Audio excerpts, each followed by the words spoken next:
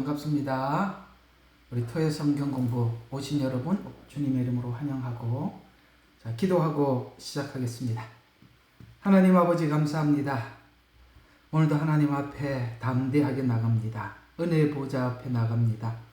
주께서 준비한 말씀으로 풍성케 하셔서 하나님 우리가 다듬어져야 할 부분이 무엇이고 또 우리가 교회에서 다양한 사람들이 만났는데 우리가 서로 합력할 때 어떻게 합력할지, 각 은사가 어떻게 하나님 앞에 드려져서 하나님의 선한 일을 도모할 수 있는지 배우기를 원하오니 주여 가르쳐 주시고, 아버지 하나님 오늘도 각자가 들어야 할 말씀에 귀를 기울여 우리가 아버지 하나님 듣고자 하는 말씀이 주 예수 그리스도 안에서 풍성케 우리 마음속에 자리 잡게 하옵소서. 예수님 이름으로 감사하며 기도드렸습니다. 아멘. 예, 반갑습니다. 바쁜 생활 속에서 또 매일 여러분들 이렇게 성경 공부 참여해 주셔서 정말 감사하고, 오늘 모두에게 하나님께서 주시고자 하시는 은혜가 넘쳐나기를 기대하면서 우리 같이 로마서 12장 8절, 제가 봉독하겠습니다. 로마서 12장 8절. 권면하는 자는 권면하는 일로, 구제하는 자는 성실함으로, 지도하는 자는 근면함으로, 자비를 베푸는 자는 즐거움으로 할 것이니라. 아멘. 이제 여러분들과 함께 계속 은사에 대해서 함께 나누고 있는데, 오늘은 다스리는 은사, 다른 말로 표현하자면 리더들에게 주는 메시지입니다. 교회에 크고 작은 리더들이 있겠죠. 예를 들어서 교회 목사님도 교회 전체를 이끌어가는 리더라면, 또 중간 리더들이 있기도 하고, 교회는 그렇게 중간중간에 리더들이 세워져서 하나님의 일을 도모하고 세워가는 것입니다. 이제 이게 끝나면 이제 지금 다스리는 은사죠. 그 다음에 다스리는 은사의 문제점들을 함께 나누고, 그 다음에 자비의 은사들, 그러니까 긍휼의 은사에 들어가는데요. 긍휼을 베푸는 은사, 그 다음에 구제의 은사까지 하면 이제 은사에 대한 내용을 모두 마치게 되겠습니다. 오늘 올라간 거 보니까 벌써 30번째 이 은사에 대해서 여러분들과 함께 나누는데, 이렇게까지 길게 갈 줄은 몰랐습니다만, 내용들을 참 여러분들과 함께 자세히 나눌 수 있어서 저 영광이고 또 감사하기도 합니다. 우리가 이런 작은 일들을 하나하나 우리 마음속에 채워서 여러분과 제가 그리스도인으로서 하나님이 기뻐하는 빛이 되고 소금이 되고, 하나님께서 세상에 내놓을 수 있는 참 고급한 우리 신자들이 되기 위해서는 필연적으로 이런 내용들을 함께 다루고, 또 우리가 갖추어져 갈 때 여러분들이 어디를 가더라도 저분은 정말 다르구나, 정말 하나님의 교회는 저렇구나 라고 우리가 실제 삶을 통해서 사람들에게 보여줄 수 있는 것이겠죠.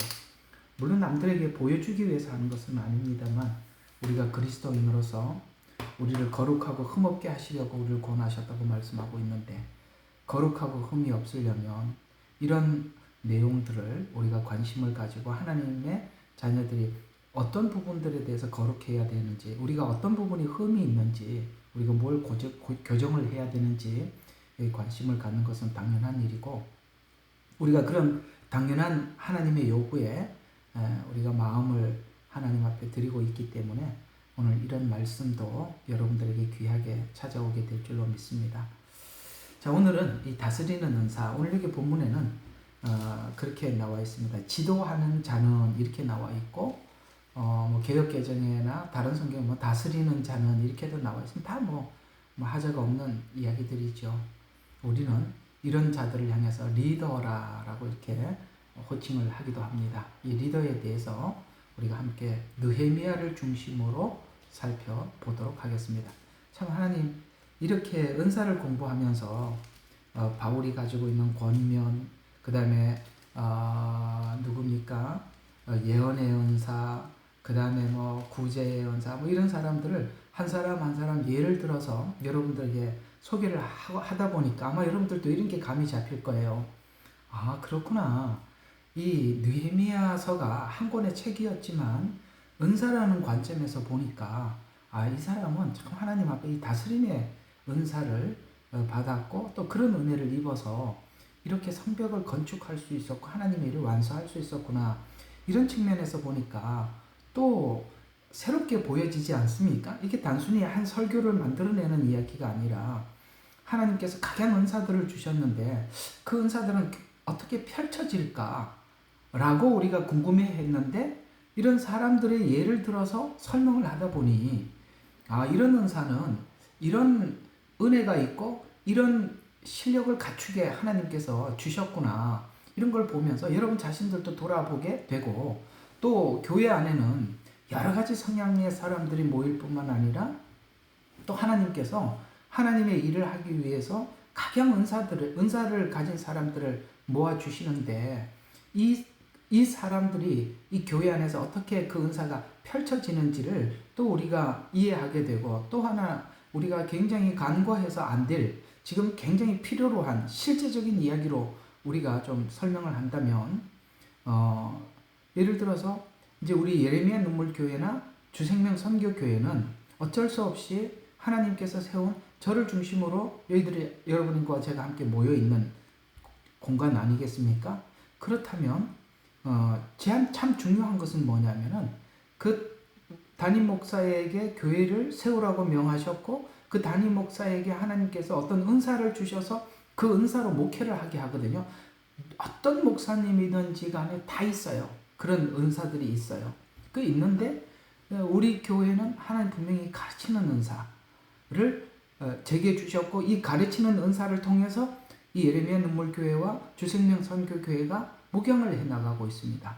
그러면 이 가르치는 은사의 강점들이 여러분 각각에게 흘러 들어가게 되고 여러분들은 제가 이 가르치는 이 가르침을 통해서 여러분들이 가르침을 받게 되고 믿음이 세워지는 것입니다. 가르치는 말씀을 통해서 믿음이 세워지게 되고 이 말씀으로 여러분이 믿음이 세워진 것을 가지고 밖에 나가서 사람들에게 복음을 증언할 때 여러분 어떻습니까? 이 가르치는 은사를 통해서 혜택을 받고 남들에게 복음을 전하니까 야 무조건 막 믿어야 된대. 예수 믿어야 천국 가. 이렇게 단순한 그게 진리지만 그걸 설명을 해낼 수 있는 능력이 여러분들이 갖추어져 간다는 것입니다. 왜냐하면 가르치는 은사가 그런 은혜가 있고 그걸 가르침의 은사를 받은 성도들이 그런 혜택을 누리는 것입니다. 이러는 것처럼 모든 교회마다 하나님께서 목회자들에게 은사를 주셔요. 그 은사를 가지고 목양을 하게 되고 그 목양을 받은 성도들은 그 목회자가 준 은사의 혜택을 누리게 되는 것입니다. 그 혜택을 아마 여러분들이 크고 작게나 또 일상생활 속에서 누리게 될 것입니다. 누군가가 이렇게 성경에 대해서 오해를 하고 있으면 그게 아니다고 여러분들이 설명해 줄 수 있는 능력이 여러분들도 모르게 갖추어져 가고 생겨진다는 것을 아셔야 하는 것입니다. 어때요? 여러분 그런 것들이 생겨지고 마음에 이렇게 보여지고 여러분들도 그런 폭이 넓어지는 걸 느낄 수 있죠. 그게 하나님이 일하시는 방법입니다. 그래서 우리는 가르치는 은사, 그 다음에 쉽게 말해 설교, 가르침 이런 것을 통해서 우리가 모여들었고 이런 것에 대한 혜택을 여러분들이 누리고 또 증언하게 될 것입니다. 오늘은 이 다스리는 은사를 여러분들과 함께 나눌 텐데 다스리는 은사는 느헤미야가 가지고 있는 은사를 가지고 설명하는 게 가장 정확합니다. 물론 다른 사람들 다윗도 이런 리더십이 있어요. 근데 리더십이 있지만은 그러나 선명하게 나오는 리더십으로는 느헤미야가 이 다스리는 은사를 설명할 수 있도록 하나님께서 그 생애 속에 아주 정확하게 녹아서 우리에게 설명을 해주고 있으니까 오늘 여기 쭉 다스리는 은사를 하다 보면 느헤미야 전체를 여러분들과 함께 다룰 만큼 이 폭넓게 여러분들과 함께 시작해 보려고 합니다. 아마 모르겠습니다. 이 5용까지 다 하려면은 한 3번? 오늘부터 한 3번 정도는 사용해야 되지 않겠나 싶은 생각이 드는데 하여튼 한번 해보도록 하겠습니다. 자, 첫 번째로 이 리더는 다스리는 은사는 어떤 특별한 은혜가 있냐면은 어떤 중요한 일을 구상을 할 때 교회에서 예를 들어서 뭐 건축을 해야 된다. 이게 지금 느헤미야가 성벽을 재건을 했잖아요. 그런 것처럼 교회를 건축을 해야 된다던가 아니면은 뭐 교회 하여튼 눈에 보이는 어떤 실질적으로 뭔가 사람들이 전체가 동원이 돼서 열심히 일을 해서 하나님의 어떤 목적을 이루는데 그것을 하기 위해서 그 다스리는 은사를 가진 사람들이 전면에 나서면 참 일이 수월하게 잘 해결된다는 것을 우리 느헤미야서를 보면 이해를 할 수가 있습니다. 이걸 보면 느헤미야가 참 탁월하지 않습니까? 뭔가가 누가 나타나서 이런 지금 좌절된 성벽을 건축하기 위해서 이미 1차 귀환이 있었습니다. 그렇죠? 대제사장 누구였더라? 이름이 갑자기 생각이 안 나네. 그 스가랴서에 나오는 대제사장 누구예요? 그 사람을 앞장 세워서 이미 돌아와서 성전을 건축하러 왔지만은 오랫동안 이 성전이 건축되지 못하고 사람들은 다 낙심해 있었어요. 이 일을 손을 댈 수가 없을 정도로 그 일을 위해서 왔지만 하지 못했어요. 그러나 느헤미야가 옴으로 인해서 정말 단기간에 52일 만에 성전이 완성되는 걸 보면 야 정말 이런 은사가 이런 능력을 발휘하게 되는구나. 이게 보통 사람들이 감히 할 수 없는 일들을 하나님께서 이런 세운 사람들을 통해서 완성할 뿐만 아니라 완벽하게 완성을 하는구나라는 걸 보면 어떻습니까? 하나님이 주신 은사가 참 귀하지 않습니까? 참 대단하지요. 그렇습니다. 각자가 가지고 있는 이 은사들이 발휘가 될 때는 특별한 은혜가 능력이 우리가 보게 되는데 그건 그 사람의 능력이 아니라 하나님이 준 은사가 이렇게 귀하다는 것을 우리가 볼 수가 있습니다. 그래서 이렇게 다스리는 은사를 가진 리더들은 어떤 중요한 일을 구상을 할 때 마지막 결과까지도 구체적으로 상상해 볼 수 있는 능력이 있다는 거예요. 매우 구체적으로 뭘 해야지 하고 야, 이걸 어떻게 하지 하고 막연한 게 아니라 그런 어떤 계획을 딱 하나님이 주신 거면 머릿속에 아주 세부적으로 그걸 상상해 볼 수 있는 능력이 있어요. 자, 한번 여러분 자신에게도 한번 물어보세요. 내가 무슨 일을 할 때 내가 내게 맡겨준 어떤 중요한 일을 해야 된다고 생각할 때 여러분들이 그 일을 매우 구체적으로 처음부터 끝까지 이런 하다 보면은 이게 필요하고 하다 보면 이런 문제가 부딪히게 될 거고 지금 현재 상황은 이러니까 사람들은 이렇게 이 비전을 제시하면은 뭐 때로는 따르는 사람들도 있고 일부는 거부하는 사람들도 있고 지금 모든 사람들이 전부 다 이 성전 건축을 하러 왔다 아무도 하지 못하고 이렇게 낙심해 있는 상태에 있는 사람들을 어떻게 일으켜 세울 것이며 이런 모든 것을 여러분들 구상을 할 능력이 있으십니까? 물론 세상에서는 그런 공부들을 해요. 리더 교육을 받는다는 말이죠. 그러나 하나님이 주신 이 리더들은 아주 탁월한 능력이 있어요. 이 느헤미야가 그것이죠. 그래서 처음부터 마지막까지 상상을 합니다. 그래서 그 상상이 아주 깊고 더 나가서는 아주 넓게 뿐만 아니라 우리가 넓게 구상을 하다 보면 그걸 세분화시키는 데는 좀 약할 수가 있어요. 그러나 느헤미야는 어떤 계획을 깊고 넓고 아주 세분화시키는 능력까지 가지고 있었다는 것을 이 느헤미야서를 쭉 읽어보면 이해할 수 있어요. 그런 것처럼 느헤미야서를 보면 예루살렘 성벽을 재건하는 계획과 과정과 결과를 보면 하나님의 백성들이 성전을 건축하여 결집할 때 앞으로 큰 환난과 능력을 당하지 않을 것이라는 이게 지금 이 성전을 건축하지 않고는 지난날 이스라엘이 겪었던 그 엄청난 수치스러운 일들 성전이 무너지고 포로 생활을 하고 이스라엘 백성들이 결집되지 못하고 여전히 하나가 되지 못해서 또 우왕좌왕하게 될 거고 또 하나님께서 심판을 받게 되고 이런 일들이 계속 반복될 것이라고 상상을 하면서 이걸 해결하기 위해서는 필연적으로 성전을 지어서 그곳에서 예배 중심 제가 어제 말씀드렸죠. 우리가 예배 중심 하나님 중심 성전 중심으로 모이지 않고는 또 일이 생길 또 이런 일들이 반복될 수밖에 없다는 것을 너무나도 잘 알고 있는 것입니다. 그래서 이것을 더 이상 반복되게 하지 않기 위해서는 꼭 성전을 재건하지 않고는 불가능하다라는 것을 알고 이제 이스라엘 백성들에게 성전을 지어야만, 예루살렘 무너진 성전을 재건해야만이 그 일을 두 번 다시 당하지 않을 것이라고 그는 이 그림을 쫙 먼저 마음속에 그리죠. 그래서 예루살렘 성전을 재건해야 하는 이유를 사람들에게 이렇게 어필을 하고 있습니다. 예루살렘에 남아있는 자들이 당하는 능력과 그다음 환난과 능력을 받고 있다는 소식을 듣고, 지금 이것을 들었던 자리는 바벨론입니다. 지금 돌아와서 이 소식을 들은 것이 아니라 이 느헤미야가 이 예루살렘에서 온 형제들의 소식을 들었어요. 그 남아있는 형제들은 지금 어떻게 3분의 1은 포로로 잡혀가고, 그 당시에 예루살렘에 3분의 1은 포로로 잡혀왔죠. 그 중에 한 사람도 여기 느헤미야가 잡혀온 사람에 속하겠죠. 다니엘도 그렇고 다니엘 세 친구도 다 잡혀온 사람들이죠. 그 다음에 남아있는 사람들이 그 전체 인구에서 3분의 1이 남아있었어요.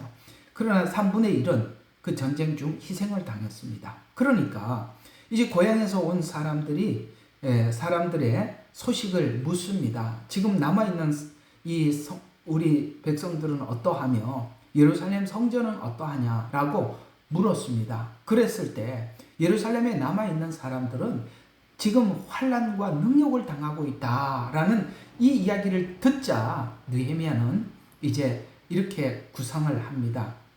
느헤미야 1장 3절에 보면 사로잡힘을 면하고 남아있는 자들이 그 지방에 거기에서 지금 현재 큰 환난을 당하고 능욕을 받으며 예루살렘 성은 회파되고 성문들은 불탔다는 소식을 듣고 다시는 능욕을 받지 말자라고 마음에 각오를 합니다.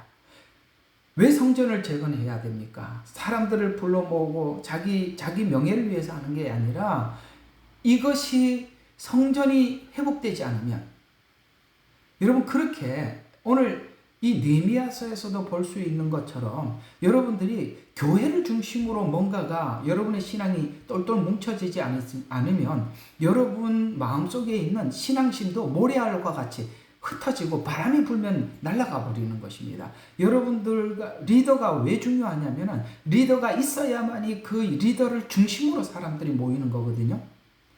이걸 지금 느헤미야가 감지하고 있는 것입니다. 그건 맞는 이야기죠. 우리는 예수님 중심으로 모여 있죠.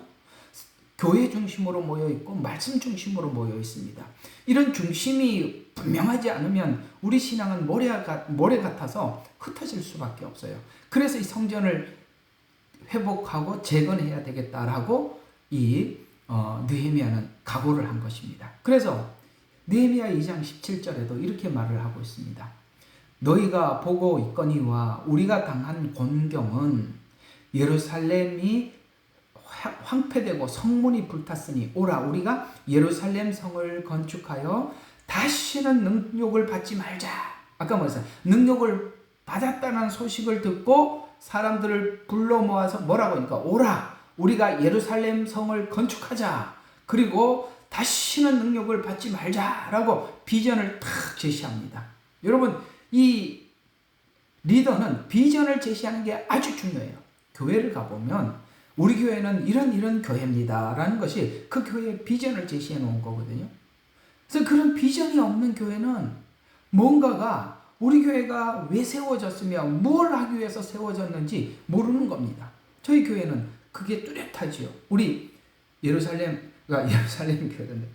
예레미야 눈물교회, 주생명 선교회 구원받고 그 다음에 뭡니까?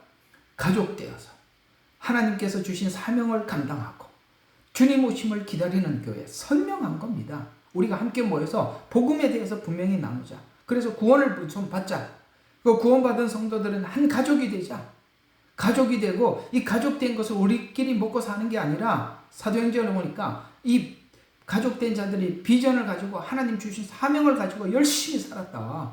빌립도, 스데반도, 사도들도 그렇게 살았다. 그러니까 우리가 복음 주신 이 가족된 힘으로 복음을 전파하고 이 복음을 일하자가 아니라 우리 모두 다 신부가 돼서 주님 오심을 기다리자. 어떻습니까? 비전이 뚜렷한 거죠.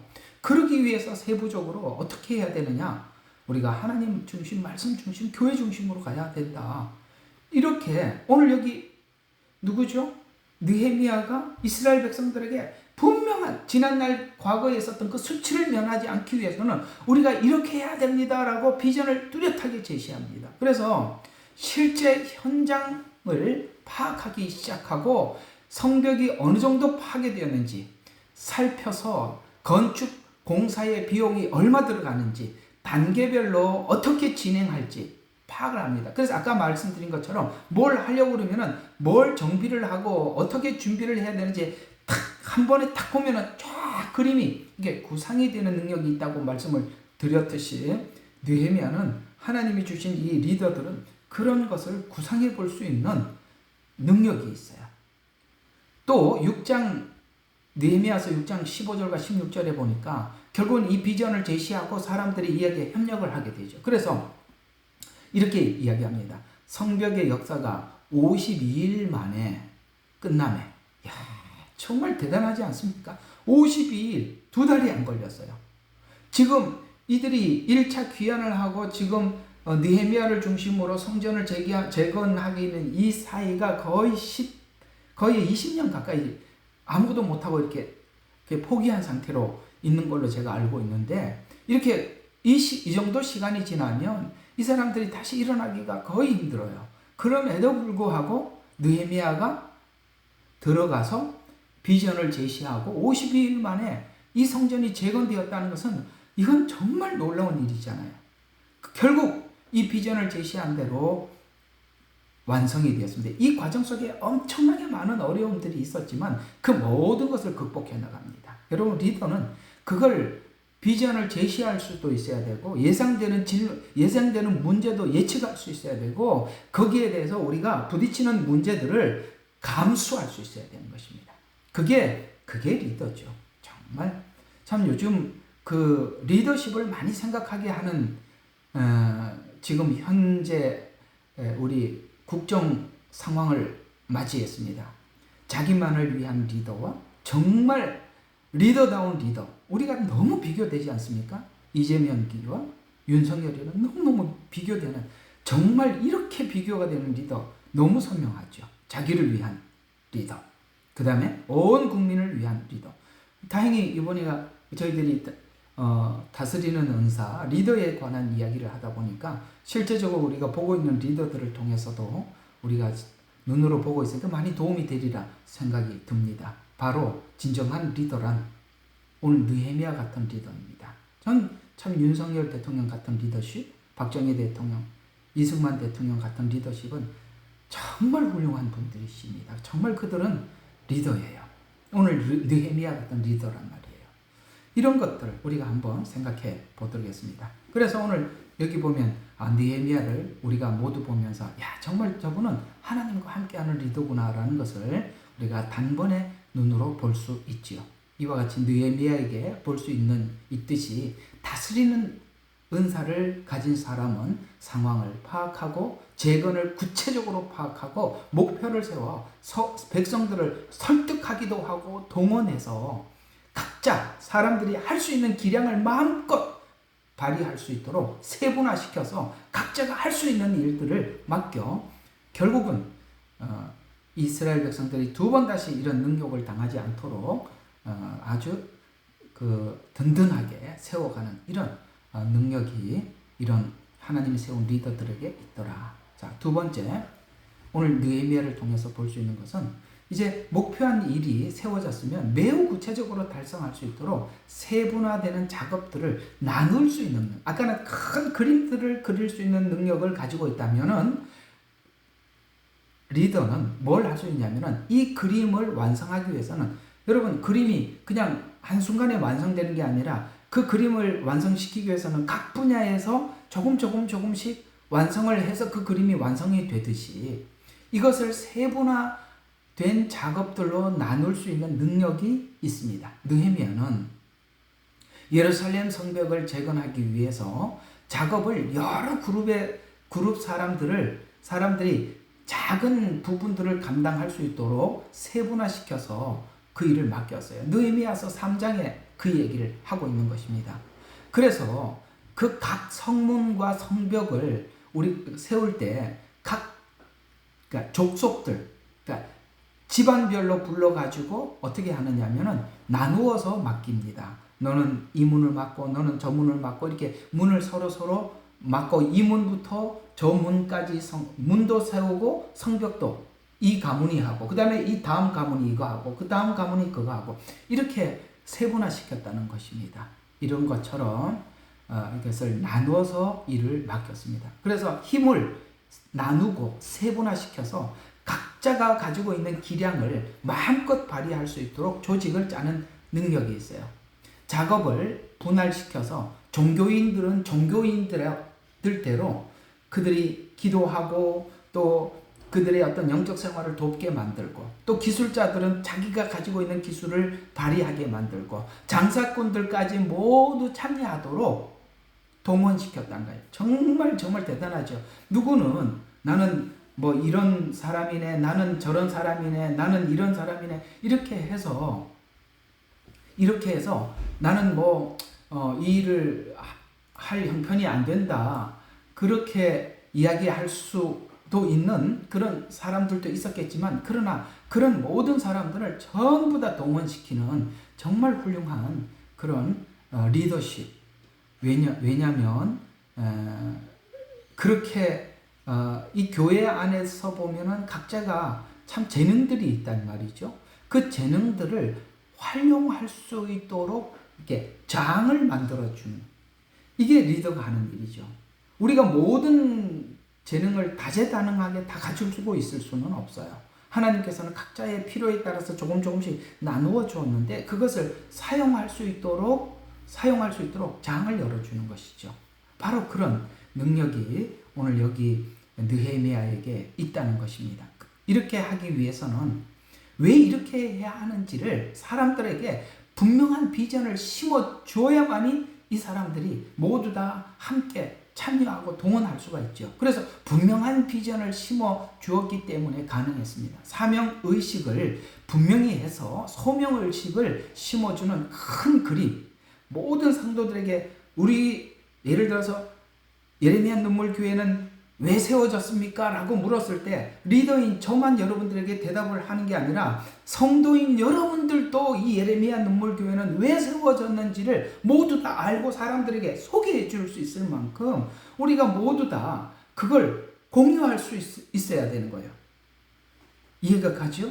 그래서 저는 여러분들이 어디를 가더라도 당신 어느 교회를 다니냐? 나 예레미야 눈물교회 성도다. 나는 주생명 선교 교회 성도다. 그럼 너희 교회는 어떤 교회냐라고 물으면 구원받고 가족되고 사명을 감당하고 주님 오심을 기다리는 교회다. 그러면 그것을 위해서 지금 현재 뭘 하느냐라고 하면 그 이야기를 할 수 있어야 된다고 생각해요. 그러면 당신은 그 교회에서 어떤 역할을 하느냐라고 물었을 때 나는 어떤 지역을 섬기고 있다. 나는 지킴 일을 하고 있다. 앞으로 이제 뭔가를 구체적으로 하다 보면은 좀 더 구체적인 계획들이 세워지겠죠? 김원기 집사님처럼 나는 이 모든 성도들을 지금 이렇게 관리하고 있습니다. 혹은 또 어떤 사람은 저는 이 일을 위해서 전도 매주 이렇게 나가고 있습니다. 내가 어떤 교회에 소속되어 있으며 그 교회는 무슨 일을 하고 있으며 나는 거기서 어떤 일을 하고 있는 사람인지 내 존재가 교회 안에서 뚜렷해져야 된다는 거예요. 그 얘기지 않습니까? 왜냐하면 교회는 각양 다양한 사람들을 모아서 하나님의 그 목적을 이루는 것이죠. 오늘 여기 참여한 사람들이 다재다능한 각자가 다른 능력을 각자가 다른 은사를 가지고 모였을 텐데 그럼에도 불구하고 그 은사들이 함께 모이니까 하나님께서 목적하신 성전을 재건하더라는 것이죠. 이런 것처럼 오늘 신약 성경에서는 이 이야기를 이렇게 표현하고 있어요. 고린도전서 12장 4절과 7절에 보면 은사는 여러 가지지만 성령은 같고 여러 가지예요. 그러나 성령은 같으니까 하나님이 주신 비전도 같고 나누어도 서로가 부딪히지 않겠죠. 왜냐하면 같은 성령이 주셨으니까. 또 여기서 모두 한 몸을 이루기 위해서 합력함을 가르치는데 각자의 은사에 따라서 적당히 역할을 맡기고 분배하는 능력을 리더는 가지고 있다는 것이죠. 저분은 저런 은사가 있구나. 그러면 이 은사는 여기 가서 이렇게 사용되면 되겠구나 하고 그 은사가 사용되어야 되는 곳, 그가 가만히 그것을 사장시키지 않고 사용될 수 있도록 아까 말씀드린 장을 만들어주는 것, 이게 참 중요하죠. 이것을 두 가지 측면에서 우리가 활용할 수가 있다고 저는 보는데요. 하나는 자원하는 게 제일 좋습니다. 내가 어떤 일이 막 이렇게 어떤 일을 하려고 그래요. 내가 거기에 대해서 재능이 있고 내가 거기에 대해서 이 일을 감당할 수 있을 것 같아요. 그러면은 제가 이 분야는 제가 담당하겠습니다. 이게 최고 멋있는 거예요. 그게 하나님이 제일 기뻐하는 거고, 만약에 그게 잘 안 되면 리더는 그걸 권면해 줄 수 있어요. 당신이 이런 하나님께서 주시는 이런 은혜가 있고 은사가 있으니까 지금 이 일을 위해서 당신이 이 일을 좀 도와주십시오라고 권면을 할 수도 있는데, 그거는 2차적이라고 생각해요. 저는 제 관점은 그렇습니다. 제일 좋은 것은 여러분 스스로가 그 일에 참여하는 것이겠죠. 그래서 각자 다르지만 뭡니까? 각자의 역할을 맡기고 분배해서 그것이 필요한 곳에 적재적소에 사용되게 하는 것. 이것이 바로 리더가 가지고 있는 특별한 은사입니다. 여러분 군대도 가보면 전쟁을 치르기 위해서 정보를 하는 사람들은 열심히 정보를 날라줘야 하고, 그렇죠? 그 다음에 소총수들, 그 다음에 뒤에서 포를 지원해주는 사람들, 앞서 있는 수색대, 본진, 다들 역할이 다르듯이 우리가 그런 역할을 함께 나누어서 합력하여 선을 이루어 가는 것입니다. 교회는 각 은사를 가진 사람들이 한 가지 목표에 모두 동원되어 각자 기량을 발휘할 때 드디어 하나님 주시는 비전을 이루어 갈 수 있기 때문에 그렇습니다. 자, 그 다음 우리가 느헤미야를 통해서 이 리더들이 가지고 있는 것 중에 무엇이 있느냐면은 하나님 주신 어떤 비전과 목적을 달성하기 위해서 어떤 자원들을 사용해야 하는지, 또 어떤 자원이 필요한지 아는 능력을 이 리더는 가지고 있어요. 참 탁월한 거죠. 제가 옛날에 한번 참 외국인들이 본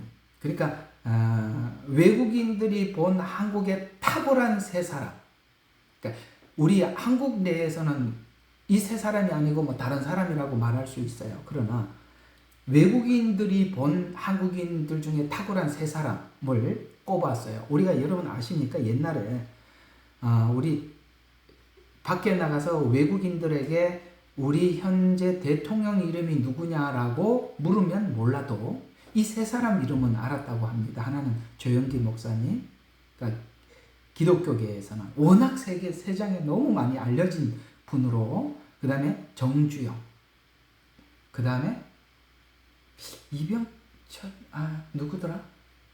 세 사람 중에 하여튼 그 이병철인 것 같기도 하고, 하여튼 가물을 하네. 하여튼 그런 것 같아요.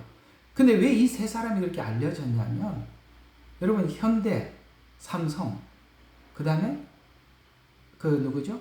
아까 조영기 목사님, 이런 분들이 외국인들이 볼 때는 굉장한 탁월한 리더라는 거예요. 왜냐하면 조영기 목사님은 어쨌든 뭐 그분이 여러분들 좋아하는 분도 있고 그렇지 않는 분들, 제가 그런 이야기 하려고 하는 게 아니라 그분은 정말 설교에 탁월한 능력이 있어요.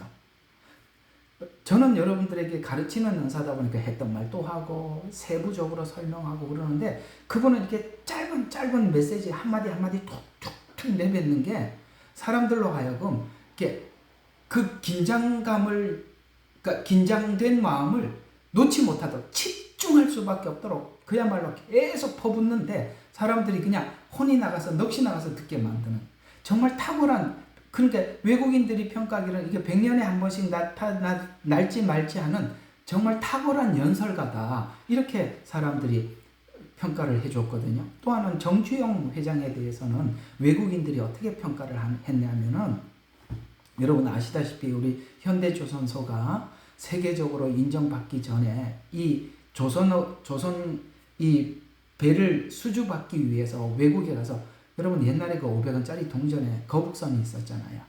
이걸 들고 가서 여러분 그 수주를 따냈다는 거 혹시 아십니까? 그걸 우리 한국이 그때 기술이라고는 외국에서는 아무도 인정해 주지 않을 때 그 수주를 여러 회사에서 경쟁이 들어왔을 때 이 정주영 회장이 500원짜리 동전을 들고 갔어요. 그 동전을 가지고 뭐라고 설명했냐면은 그러니까 임진왜란이 일어났던 해, 그 우리 몇 년에 내가 일어난지 기억을 못하니까 어쨌든 우리는 이때부터 이런 배를 만들 수 있는 능력을 가지고 있는 나라다라고 그렇게 하는 바람에 그 얘기를 듣고 놀라서 우리나라가 드디어 조선업계에 뛰어들어가게 된 계기가 되었다고 합니다. 얼마나 탁월한 리더십입니까? 누가 생각할 수도 없는 거를 그걸 해낸 사람이에요. 그리고 그는 지금은 무슨 사업을 따려고 그러면은 전체 뭐 재료비, 인건비 이렇게 모든 걸 다 따져갖고 그 다음에 마지막 이익이 얼마 남는지 그걸 해갖고 수주를 하든지 말든지 하는데 놀랍게도 이 정주영 회장은 그런 계산을 안 하고 감을 잡는데 정확하다는 거야. 감으로 한대요. 감으로. 그렇게 다른 사람들은 숫자로 계산을 해봐야 되는데 딱 감으로 한다는 거야. 이게 탁월한 리더십, 어떤 재능들이거든요. 예를 들어서 아까 조영기 목사님의 그 연설 능력은 외국인들이 볼 때 이거는 100년에 한 명 나타날까 말까 한 연설가다 이렇게 평가를 했고 정주행 회장 같은 사람도 그렇게 평가를 했다고 합니다. 어쨌든 제가 들은 이야기인데요. 오늘 여기 느헤미야가 그렇다는 거죠. 참 신기해요. 왜냐하면 그 얘기를 듣자 그는 이 모든 그림을 한 번에 그려보는 거예요. 이 재건을 하기 위해서 사람들 상태는 이렇고 그렇다면 이걸 어떻게 일으켜 세워야 하고 재료비는 얼마나 들 것이고 방해가 올 때는 어떻게 물리쳐야 하고 어떻게 대처해야 된다는 것을 딱 알고 왕에게 나갈 때 이미 그걸 다 마음속에 딱 그림을 그리고 나갔어요. 이게 느헤미야 2장의 그 신비로운 이야기들이에요. 그래서 느헤미야는 예루살렘 성벽을 재건하기 위해서 필요한 자원들을 왕에게 구체적으로 요구합니다. 여러분 이거 전체를 그려봤다는 거 아닙니까? 다 알고 지금 왕에게 요구했다는 거 아니겠어요? 아까 내가 정주영 회장 이야기를 잠깐 말씀을 드렸습니다만은 이렇게 뭐 계산을 하는 게 아니라 탁 눈을 감고 생각을 해보면 그림이 쫙 나오는 거예요. 그래서 매우 구체적으로 제가 시간, 조서, 세목들에 대해서 아주 구체적으로 느헤미야서 2장 6절과 8절에 보면 왕에게 아주 세부적으로 구합니다. 여러분 하다 보면 우리가 이거 미스 났구나. 이거 내가 준비를 못했구나. 이런 게 나올 텐데 느헤미야는 정말 그걸 한순간에 다 알고 왕에게 다 요구했어요. 그게 이런 이야기들입니다. 느헤미야서 2장 6절에 보니까 왕에게 일정을 요청합니다. 가야 할 시간, 제가 언제 가야 합니다. 그리고 제가 이 일을 완수하고 언제 돌아오겠습니다. 라고 가야 할 시간과 돌아올 시간을 왕에게 알려드렸다고 말씀하면서 여기서 보면은 이 시간에 대해서 막연히 도울 것이 하나님이 그냥 도우면 되겠지. 이런 막연하지 않고 하나님이 도울 것이지만 필요한 시간과 일정을 구체적으로 계획하는 이것도 하나님이 주신 은혜 아니겠어요? 우리가 너무 막 이렇게 너무 타이트하게 우리가 다 짜놓으면 하나님이 알 게 뭐가 있냐? 아니요. 하나님이 주셔서 알게 한 거예요. 하나님이 주셔서 준비하게 했던 거라. 이런 말입니다. 이해가 가시죠? 그 다음에 조서에 대해서도 왕에게 구하죠. 2장 7절에 보니까 조서를 요청합니다. 이 조서를 요청한다는 것은 성벽을 이미 그 성전에 그 예루살렘 성전에 이걸 지배하고 있는 사람들이 있어요. 도비아와 산발랏 등장하고 있잖아요. 이 사람들이 예루살렘 성을 관장하고 있었기 때문에 만약에 느헤미야가 가서 왕이 허락했으니까 이 성전을 재건하는데 당신들 방해하지 마 라고 하면 도비아와 산발랏이 얼마나 방해했어요. 여러분 말을 한다고 그들이 그걸 수긍하겠습니까? 그러니까 가면은 반드시 이 일로 인해서 방해 세력이 나타날 것이다.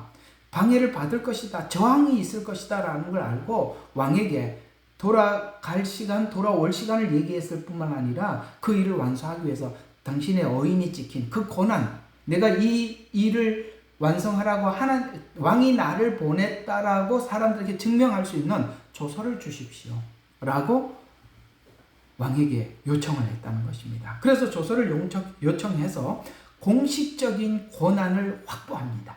그리고 건축 재료를 조달해서 방해 세력으로부터 그러니까 건축 재료도 조달을 받게 되고, 그 다음에 방해 세력으로부터 이 권한에 대한 이 보호를 원활하도록 준비합니다. 그래서 이것이 다 처음부터 끝까지 그려볼 줄 아는 이 행정력이 그렇게 할 수 있었던 것입니다. 그 다음 8절에 보면 또 왕에게 이렇게 얘기합니다. 왕의 산림 감독, 이게 산림 감독이라고 한다면은 자재를 관리하는 그 감독 아삽에게 주는 편지를 요청해서 어떤 재료가, 앞으로 이게 성전을 재건하기 위해서 어떤 재료가 어느 정도 필요한지 이미 구체적으로 준비해 두었다는 걸 알 수 있습니다. 자, 세 가지를 요구했다 그랬어요. 시간, 조서, 그 다음에 자재를 준비하는 것까지. 이거는 시작하기 전에 이미 구상을 했다는 것입니다. 어때요? 이 다스리는 은사와 리더는 이런 걸 구상을 하지 않고 막 해나가는 게 아니에요. 이것이 그 사람의 머리로 우리가 구상을 했다라고 생각을 하겠지만, 하나님이 주시는 재능, 하나님이 주시는 은사가 이 일을 매우 구체적으로 하게 해서 앞으로 닥쳐올 여러 가지 문제들을 잘 극복하게 만들어줄 수 있었던 것입니다. 그러면 이 느헤미야는 어떻게 이렇게 정확한 계획을 할 수 있었을까? 도대체 어떻게 이 체계적인 로드맵을 작성해서 할 수 있었을까? 느헤미야서 2장 11절과 15절에 보면 이제 이 일을 하기 위해서, 여러분 지금 여기 바벨론에 있는데 온 사람의 소식만 듣고 그걸 어떻게 하겠어요? 왕에게 그걸 요청을 하고 실제 지금 그 먼 예루살렘까지 가서 뭘 하게 되느냐 하면은 실제 뭐가 필요한지 현장에 가서 답사를 하게 됩니다. 그래요. 하여튼 리더를 맡은 사람들이나 하나님 앞에 여러분들이 각자 일을 맡은 사람들, 여러분들이 지역 모임을 하나 하든지, 우리가 조금 있으면 컨퍼런스도 하는데, 그런 모든 것을 하기 위해서는 리더는 현장이 어떠한지 현장 답사도 할 수 있어야 되고, 하면서 거기서 몇 명이 모여서 어떤 집회를 하고 그 사이사이에 우리가 필요한 게 뭔지 구상을 쭉 할 수 있어야 되는 거예요. 이게 리더예요. 그냥 합시다 하고, 우리 애들 보면 우리 손주들 할아버지하고 어디 가자 그러면은 얘들은 아무것도 준비하지 않고 가자 그러면은 그냥 나가요. 이게 추우니까 옷 입어야지. 그럼 그때서야 옷 가지러 가고 그러더라는 게, 어른들은 어떻습니까? 어디를 간다 그러면 여러분들 그 정도는 다 생각이 있잖아요. 그죠? 어디를 간다 그러면은 가서 배가 고프겠구나. 어디까지 가면 시간이 얼마 걸리겠구나. 그러려면은 최소한 이것도 필요하겠구나. 그럼 갔다 오는 길에는 뭘 해야 돼? 이렇게 머리 구상을 하듯이, 이게 작은 일상 속에서 우리가 이런 것을 구상을 하듯이 우리가 하나님 앞에 큰 그림도 그걸 구상을 해야 되는데, 특별히 큰 일을 하기 위해서는 현장 점검이 매우 중요하다는 것을 이 느헤미야는 알고 가서 현장 답사를 하게 되죠. 그래서 이 다스리는 은사를 가진 사람들은 현실을 진단하고 그 다음에 목표를 달성하기 위해서 체계적인 로드맵을 작성해서 단계별 계획을 세우는 능력을 가지고 있어요. 그래서 철저한 계획과 함께 하나님을 향한 기대의 도움을 하나님 앞에 그래서 하나님이 주신 지혜로 모든 것을 짜고 나머지는 하나님 앞에 올려드려서 맡기는 것이죠. 그래서 이 철저한 계획과 함께 하나님을 향한 기대와 도움을 가지고 하나님 앞에 하나님을 바라보게 되죠. 그게 이 느헤미야서 1장 4절과 2장 4절에 보면 다 모든 걸 구상하고 그 다음에 하나님 앞에 맡기고 기도하면서 하나님의 도움을 구하는 태도를 놓치지 않고 성실하게 하나님을 바라보고 그 일을 진행하고 완수했다는 것을 우리가 알 수 있습니다. 자, 그 다음 네 번째로 리더십을 가진 사람들. 리더는 이런 게 또 있어요. 긍정적인 목표에 전념할 수 있도록 하기 위해서 사소한 것들에 자신의 마음을 빼앗기는 일이 없도록 자기 자신을 잘 관리하는 능력이 있더라는 것이죠.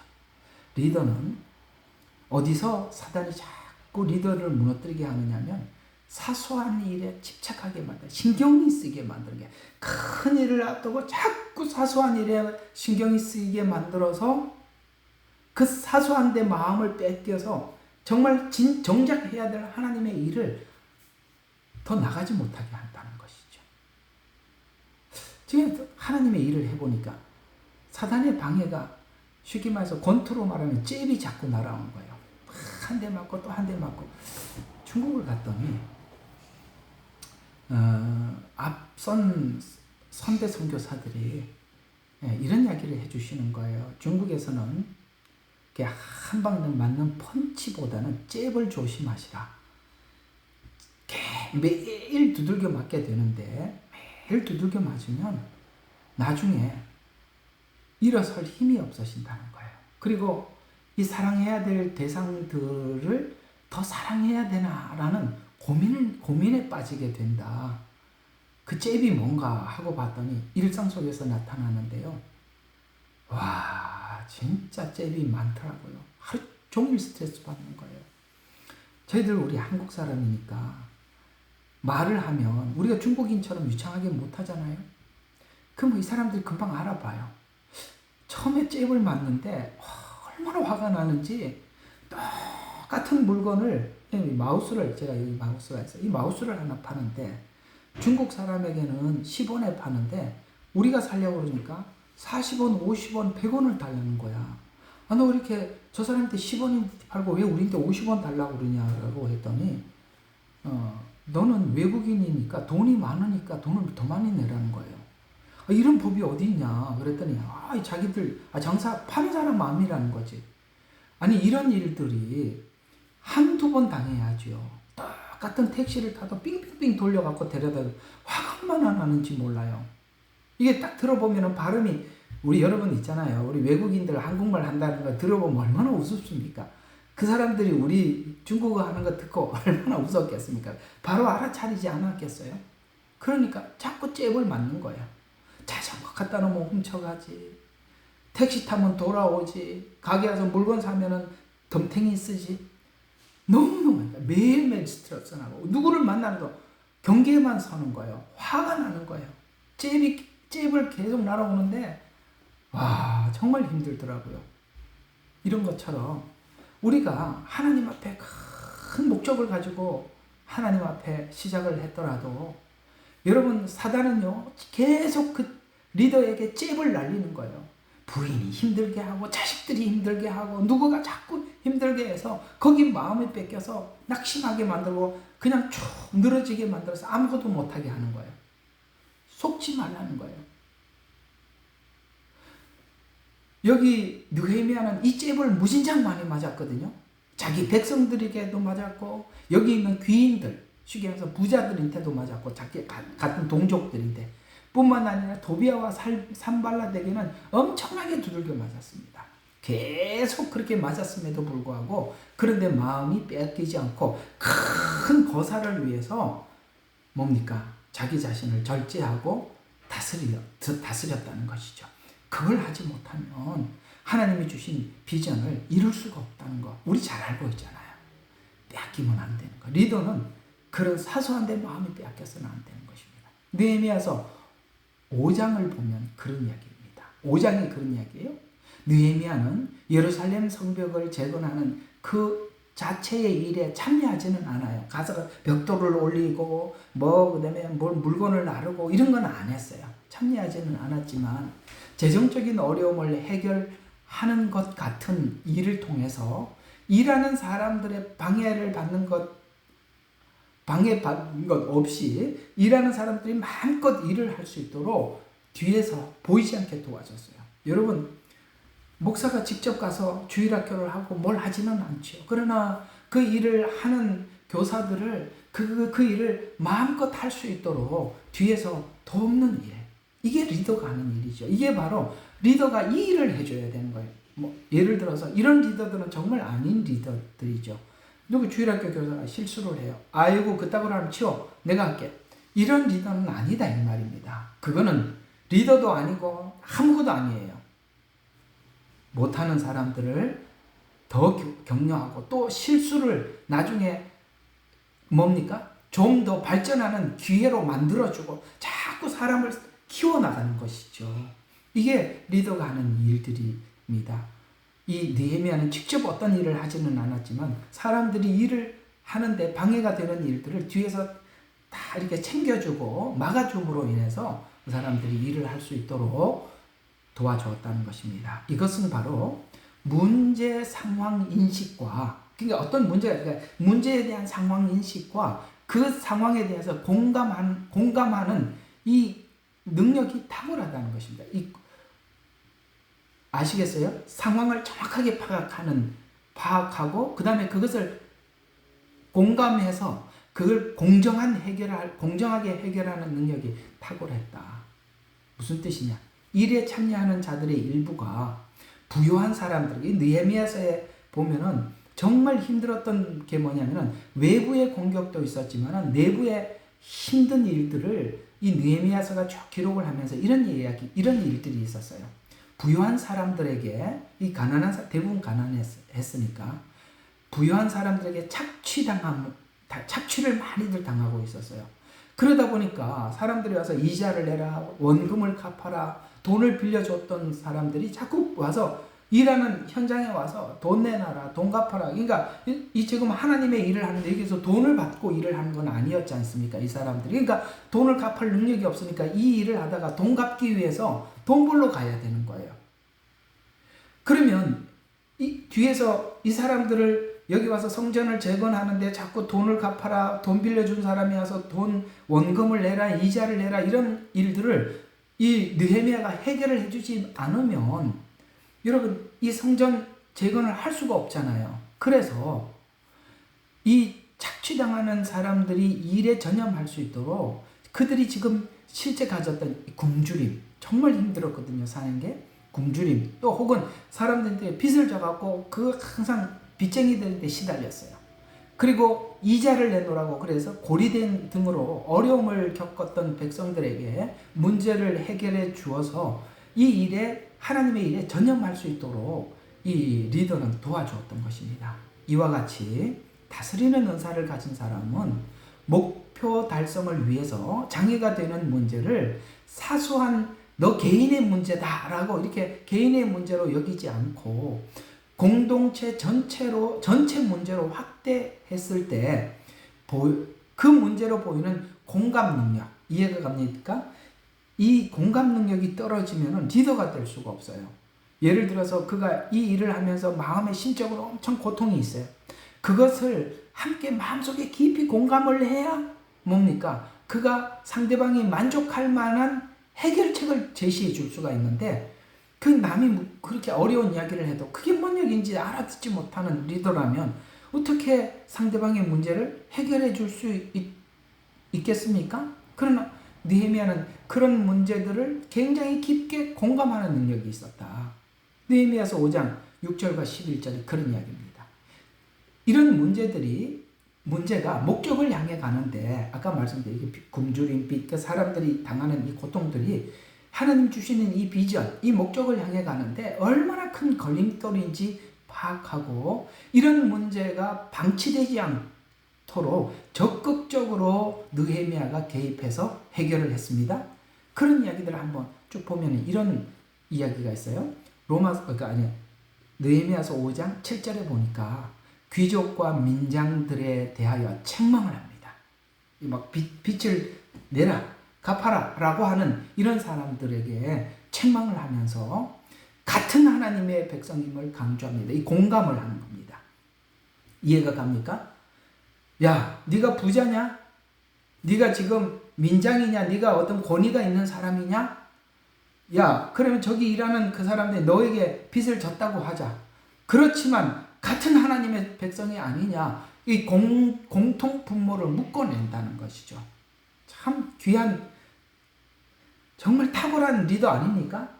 우리가 야, 우리가 같은 교인이 아니냐. 우리가 하나님 앞에 같은 목적을 가고 있는 거야. 네 의견과 내 의견이 좀 다르더라도 하나님이 주신 비전이 같지 않냐. 그렇게 해서 뭔가를 공감대를 서로 이렇게 이해하고 묶어주는 것이죠. 그래서 참 이런 것들을 강조해서 그 다음에 이렇게 하나님의 일을 하고 있는데 네가 이렇게 요구하는 거에 대해서 부당함을 지적하고 밭이나 포도원이나 집이나 이자를 돌려줄 것을 요구해서 재정적인 압박을 해소해 줌으로써 목적에 집중하도록 도와주었어요. 참 탁월한 리더 아닙니까? 또 느헤미야서 5장 12절과 13절에 보니까 리더십의 설득력과 결단이 있다는 거예요. 참 설득이 탁월했다는 것을 볼 수 있는 부분이 이 부분인데요. 귀족들과 민장들이 느헤미야의 제안에 동의하자 제사장들을 불러서 야, 너가 이렇게 지금 하나님의 일을 하고 있는 사람들 빚을 달라고 그러면 지금 배가 고파 가족들이 먹을 것도 없는데도 하나님 앞에 나와서 이렇게 일을 하려고 그러는데 그가 어떻게 일을 할 수가 있겠느냐 라고 설득을 해서 그 이자를 받지 마라 라고 이야기를 했더니 그렇게 하겠다고 했습니다. 근데요, 그냥 느헤미야 앞에서만 그렇게 하겠다고 약속을 하고 뒤에서 안 할 수가 있잖아요. 이 느헤미야가 얼마나 탁월한 리더인지 한번 보면 그렇게 그들이 그렇게 하겠다고 동의를 하자 하나님 앞에 맹세를 시켜요. 그래서 제사장들을 불러가지고 서로 맹세케 합니다. 야, 너 이자를 받지 않겠다고 하나님 앞에 공포해라. 그 다음에 그 이자를 내야 될 사람 앞에서도 고백해라. 라고 해서 서로 맹세케 해서 공포를 해서 두 번 다시 나 그렇게 말한 적이 없어요 하고 발뺌하지 못하도록 공포함으로써 투명성과 공신력을 확보해서 이후에 다른 말을 하지 못하도록 했습니다. 우리는 참 은혜라는 이름으로 내가 그렇게 하겠습니다 라고 하면 그렇게 하잖아요. 우리가 그래 아이고 예 알겠습니다 뭐 이렇게 말씀하셨는데 하나님 앞에서 그렇게 하시겠죠. 우리가 이렇게 하다가 교회가 지금 오랫동안 분열과 갈등에 휩싸여 있는 교회들을 많이 보거든요. 참 여기 훌륭한 리더라는 느헤미야가 훌륭한 리더라는 것이 그것을 공신력을 확보하게 만들었다는 것입니다. 그래서 모두에게 공포를 해서 두 번 다시 그들이 뒤에서 다른 소리 하지 못하도록 했습니다. 그러기 위해서는 여러분 이게 느헤미야의 탁월한 리더십이기도 하지만 리더는 깨끗해야 돼요. 정직해야 돼요. 그렇기 때문에 그들이 이 느헤미야의 말에 공감했던 것이에요. 만약에 느헤미야가 구린 게 너무 많고 더럽게 살았더라면 여기 있는 사람들이 야 이자를 받지 마라 이들이 같은 백성 아니냐 이런 말들에 누가 그 사람들이 공감을 했겠습니까? 그래서 우리는 리더는 깨끗해야 되는 거예요. 정직해야 돼요. 진실이 있어야 돼요. 그 사람에게 뭔가 숨은 다른 의도와 그런 것들이 여러분 성도가 된 여러분들 중에서 우리가 여러분들을 믿고 따랐던 리더 중에 어떤 분들이 만약에 그 꾸린 게 너무 많고 숨은 비밀들이 너무 많으면 여러분들이 거기에 대해서 얼마나 실망을 느끼겠어요.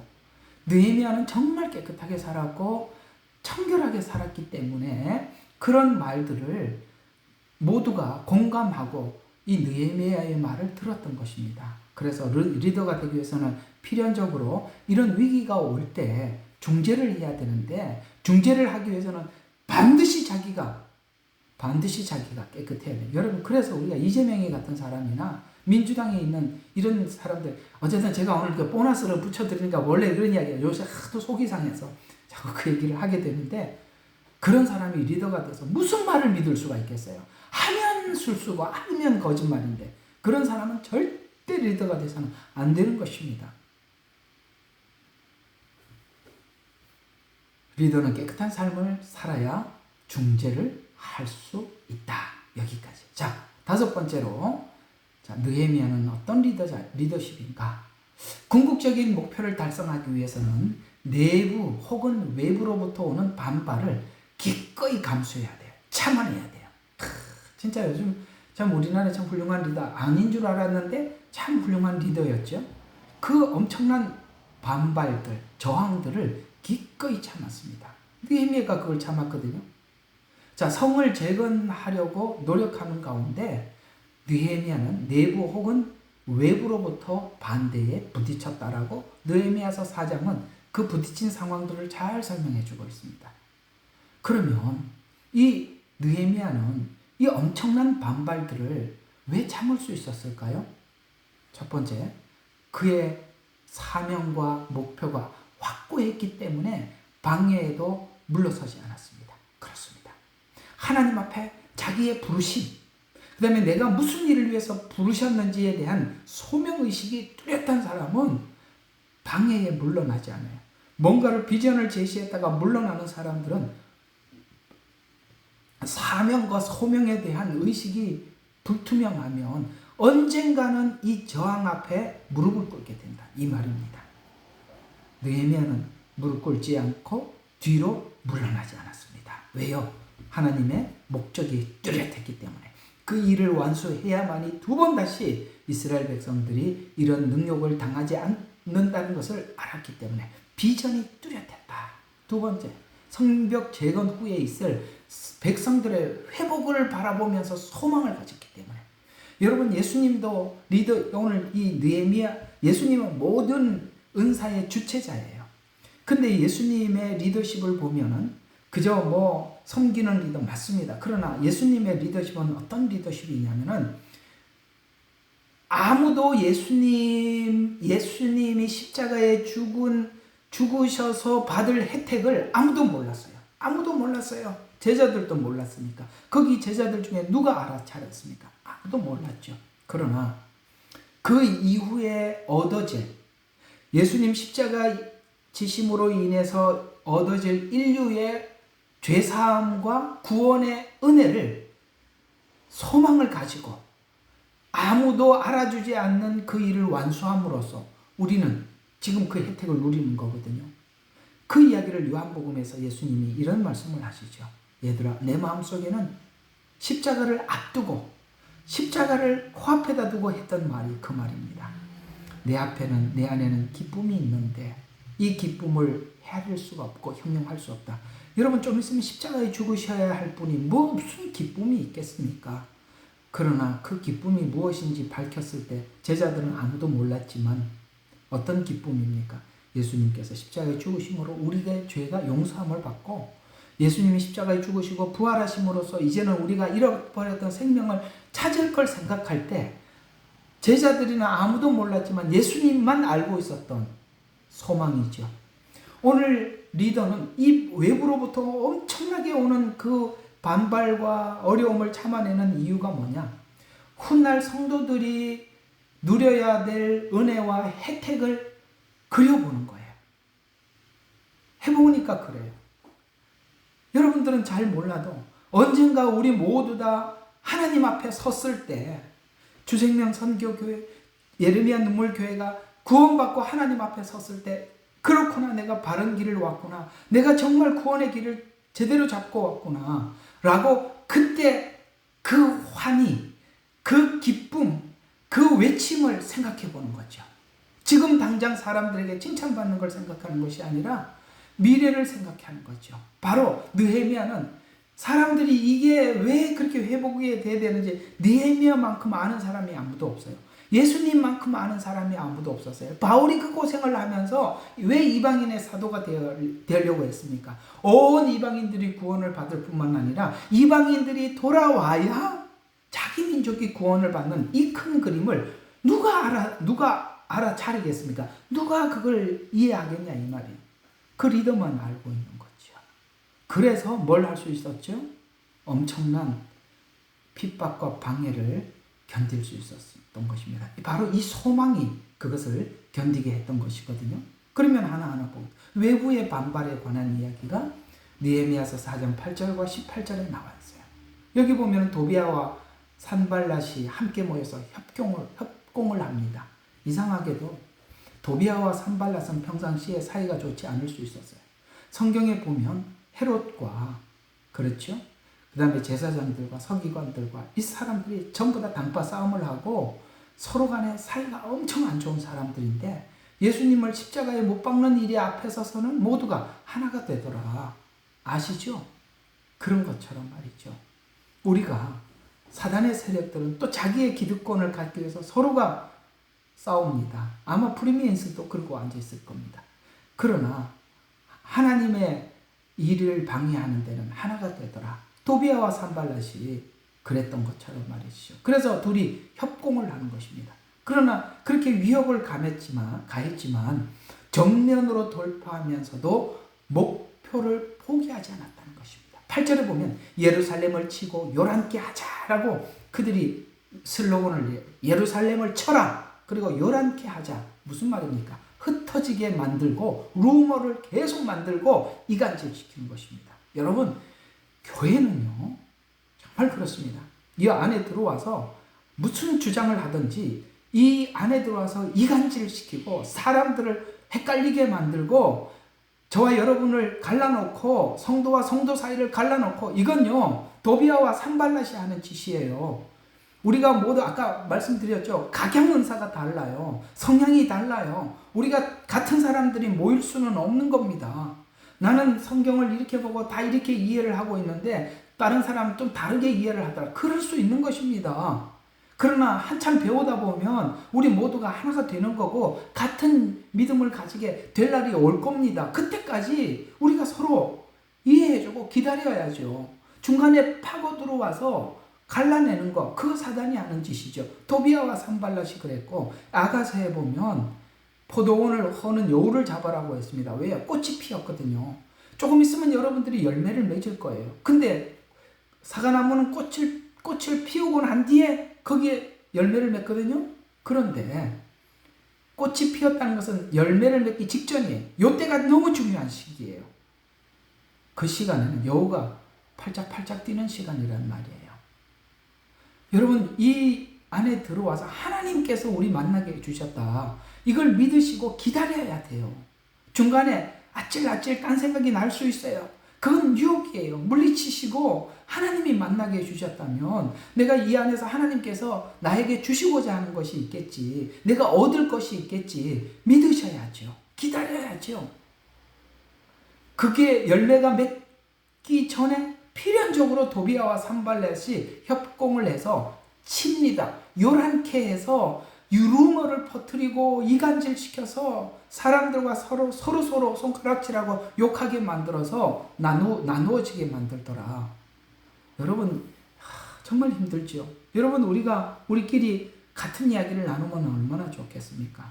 꼭 기억해야 될 것은 사단이 활동할 수도 있다는 걸 아셔야 돼요. 사단이 가만히 있을 수는 없다는 걸 아셔야 되는 것입니다. 그래서 우리가 지혜로운 사람은 이것이 하나님이 주시는 메시지인지 하나님의 마음으로 하는 것인지 이게 사단이 준 마음으로 하는 것인지 그것도 분별을 못하면 어떡합니까? 그걸 분별이 안 되걸랑 리더라도 믿어주셔야 되는데 분별도 못해. 리더도 못 믿어. 그럼 혼자 가는 거예요. 혼자.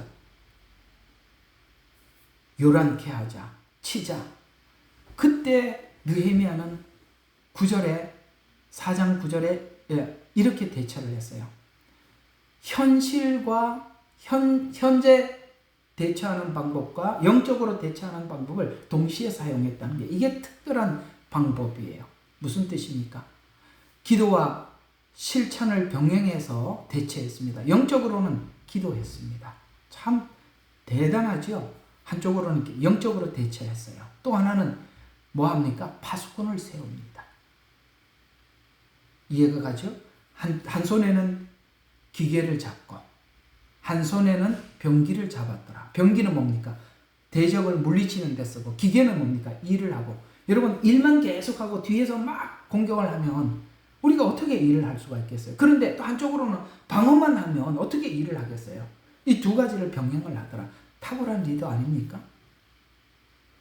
그래서 영적, 현실적으로 대처해서 치우치지 않는 방어 대처 능력을 갖추더라. 참 리더십이 훌륭하지요.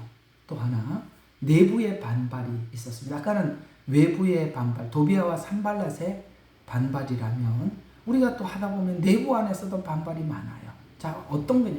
이렇게 자꾸 옆에 와서 외부에서 괴롭게 하고 힘들게 하니까 내부 안에서도 반발이 일어나는 거예요. 어떤 문제가 생기냐 하면은 4장 10절에 보면 낙담을 하더라. 여러분 참 하나님 일을 하는데 힘든 게 뭐냐면 내가 낙심이 되는 거거든요. 이 낙담을 했어요. 그러다 보니까 자연스럽게 나타나는 증상이 뭐냐면은 왜 그렇게 하냐면 작업량은 많고 이제 계속 어려움은 계속되죠. 아까 어려움들이 많았죠. 어디서 와서 이자 내라. 집안 식구들이 굶주리고 그 다음에 도비아와 산발랏은 루머를 퍼뜨리고 야 여러분 스트레스 받아서 어떻게 일을 진행하겠습니까? 그게 사단의 작전인데 거기서 우리는 다 넘어지고 말죠. 그 넘어지면 안 된다는 거죠. 그래서 사람들에게 낙담이 있어요. 자금량은 많고 어려움은 지속되자 마음이 약해져서 못하겠다는 이 패배주의가 팽배했어요. 참 무서운 게 뭐냐면 교회가 패배주의에 그냥 손을 들어버리는 거예요. 패배. 예, 우리는 우리가 뭘 하겠어? 정말 깝깝하지 않아요?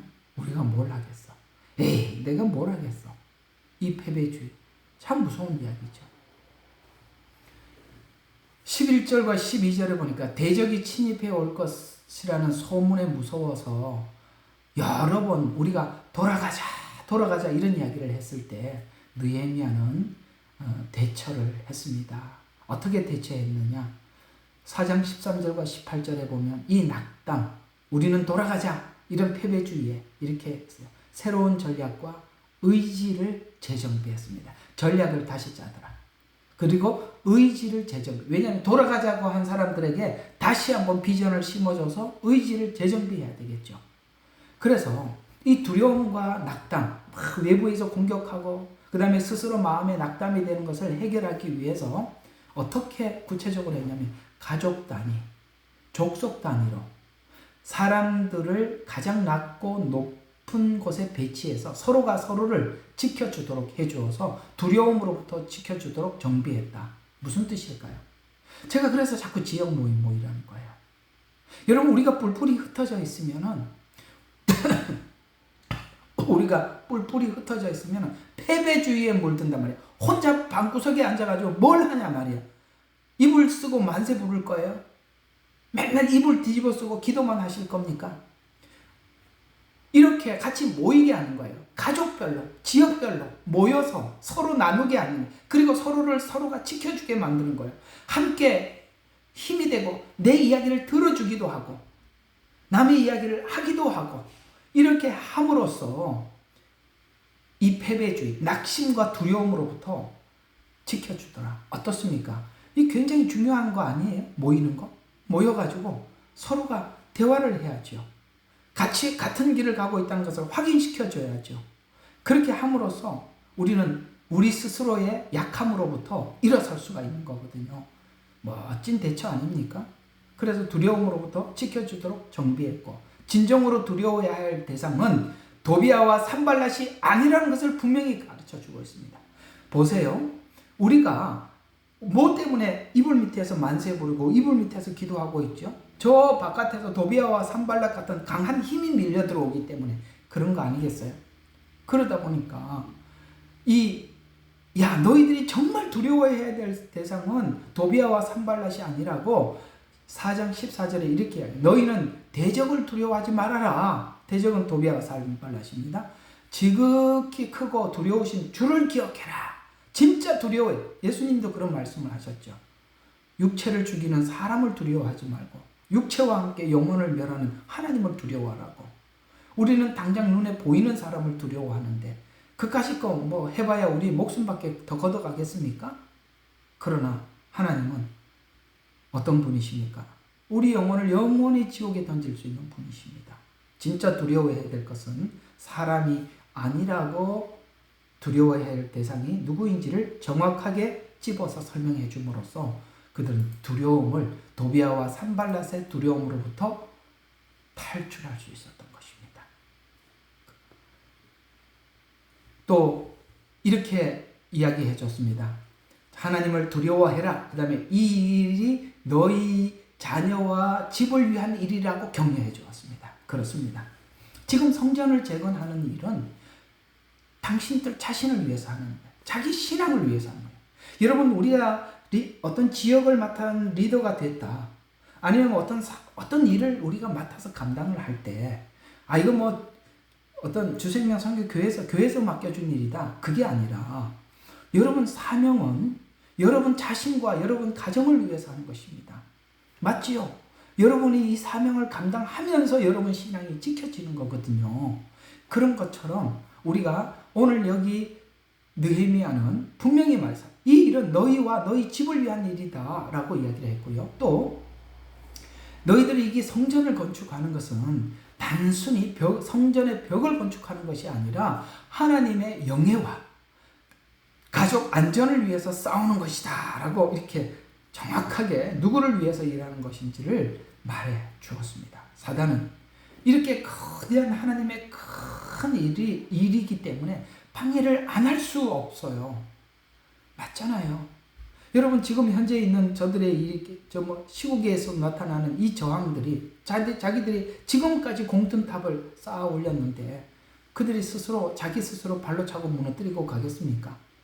사단이 이 예루살렘 성전이 건축되고 난 뒤에 있을 자기들의 손에 잃어버릴 것이 눈에 훤하게 보이는데 가만히 두겠습니까?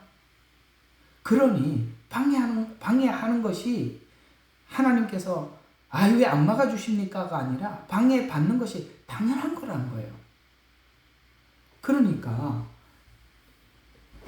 정말 그를 두려워하지 말고 너희 집을 위한 일이다. 이건 하나님의 명예와 너희 가족을 위한 일이다 라고 이 일의 목적과 이유를 저들에게 뚜렷이 설명해 줌으로써 그들은 이 문제로부터 두려움으로부터 극복할 수 있었던 것입니다. 15절과 18절에도 이어서 보면 음모는 무산되었지만 지속적으로 계속 대비해 나갔다는 것을 볼 수 있습니다. 리더 중에 실수하는 리더가 뭐냐면은 어떤 큰 문제를 해결하고 나면 안정이 찾아올 것이라고 생각을 해서 경계를 늦춰버리는 겁니다. 교회에서 너무 어떤 문제에 시달려서 너무너무 진을 다 뺐어요. 그리고 해결이 됐어요. 너무 힘들어서 잠시 쉬는 사이에 이놈의 사자는요 밤도 낮도 없고요 우는 사자 왜? 사자가 왜 울어요? 배가 고파서 울잖아요.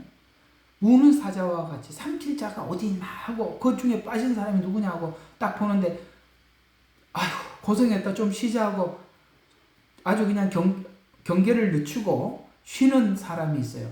그러면 너 이때까지 나한테 시달렸으니까 좀 쉬어라 둘 것 같습니까? 사단이. 리더가 실수하는 게 그거더라. 내가 고생을 했으니까 좀 쉬자. 여러분, 그 쉬는 바람에 엄청난 방해를 받는다는 것입니다. 그걸 느헤미야는 감지하고 15절과 18절에 음모는 무산되었지만 지속적으로 대비할 수 있는 준비를 해서 나갔습니다. 그래서 백성들에게 한 손에는 도구를, 한 손에는 무기를 들고 일을 하도록 했습니다. 만약에 이 일이 끝나서 이렇게 좀 안심하면 이렇게 무기는 내려놓고 그 다음에 도구만 들고 일만 했겠죠. 그러나 두 개를 다 동시에 함께 들고 일을 하라고 했습니다. 그래서 우리가 문제가 해결되었다고 이 문제가 재발되지 않을 것이라는 보장이 없다는 것을 알고 리더는 리더십을 지켜야 한다라는 이야기가 되는 것입니다. 다스리는 은사를 가진 사람은 사명을 회피하지 않고 대비해 나감으로써 지속적으로 사명을 감당해 나갔습니다. 쉬지 않는다 이런 이야기입니다. 리더는 복음, 하나님의 영광이라는 분명한 사명 아래서 외부에서 주는 두려움이나 내부에서 오는 개인적인 낙심, 여러분 이 사람들만 낙심했겠어요? 여러분 이 느헤미야는 계속 부딪혔을 거 아닙니까? 그래서 개인적으로부터 오는 낙심, 관계에서 오는 갈등을 예측하고 정면으로 돌파할 이유와 목적을 분명히 하고 개인적으로는 정결한 삶을, 공동체에게는 공의로운 잣대로 적용해 나갈 때 지속적인 사명을 감당해 나갈 수 있다.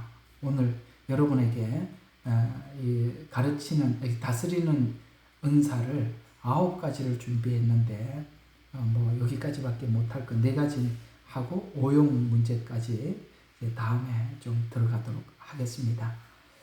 자, 오늘 이야기 한번 좀 정리를 해보겠습니다. 참 재미있죠? 들어보니까. 야, 성경에 하나님이 우리에게 할 얘기들을 다 해두었구나. 뭐 세상 가서 리더십 배울 게 하나도 없구나. 여기 다 나와 있구나. 리더가 어떻습니까?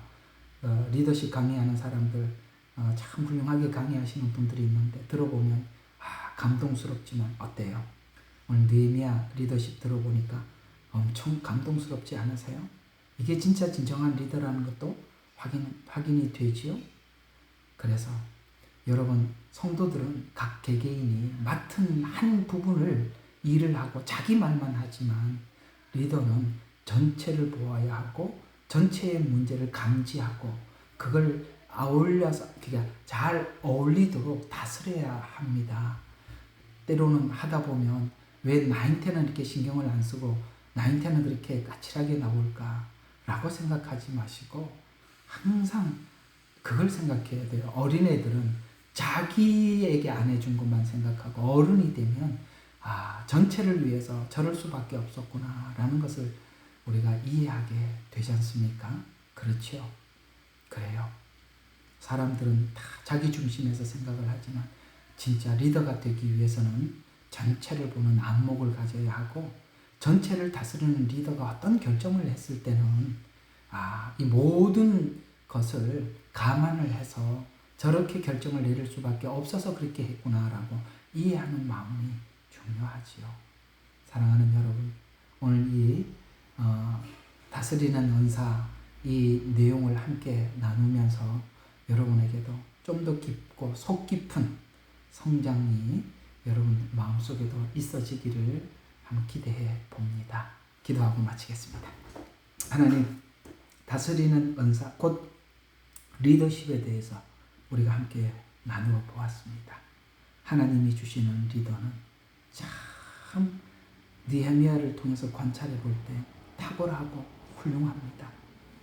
그는 하나님 앞에 더러움이 없고 깨끗했으며 아버지 하나님 그 모든 일을 다스릴 수 있는 능력을 가지고 있었으며 그의 삶은 누구보다 깨끗하고 정결했기에 아버지 하나님 리더로서 정말 앞에 서서 하나님의 귀한 사명을 감당할 수 있었을 뿐만 아니라 많은 사람들이 그 리더 아래 하나님 앞에 사명을 완수할 수 있었고 더 나아가서 그 리더십으로 때문에 보호받을 수 있었습니다.